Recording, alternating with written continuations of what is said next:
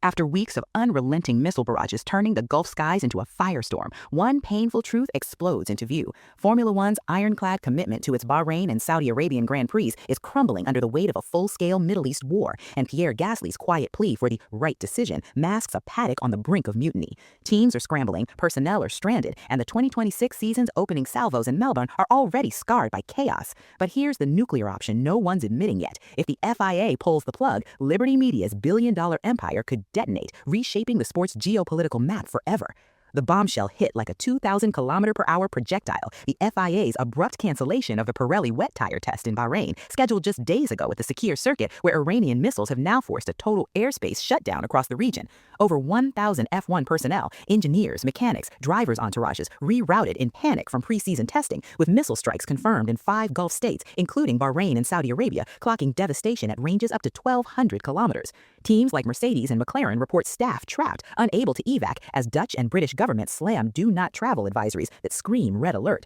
But the real mystery is why the FIA and Formula One management haven't yanked the April races yet, with Bahrain set for 10-12 and Jeddah 17-19, even as the World Endurance Championship postpones its Qatar 18-12 kilometer outright.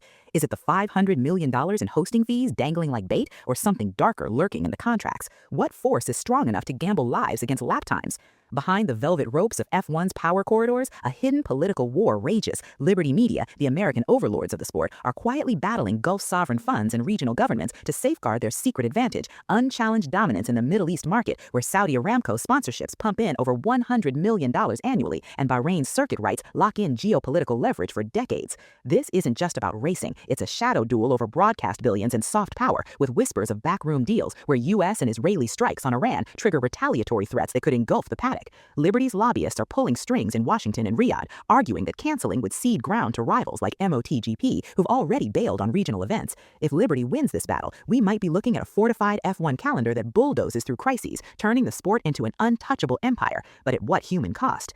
Enter the underdog surprise move from Alpine's Pierre Gasly, the French driver who's pivoted from cockpit warrior to moral compass amid the turmoil. In a bold tactical stroke, Gasly, with family roots embedded in the Middle East, publicly declared his trust in F1's leaders to make the right decision, a statement laced with personal stakes that humanizes the abstract geopolitics and pressures the FIA from within. Technically brilliant because it leverages his insider status, no other driver has voiced such measured yet pointed advocacy, forcing the conversation from boardrooms to headlines without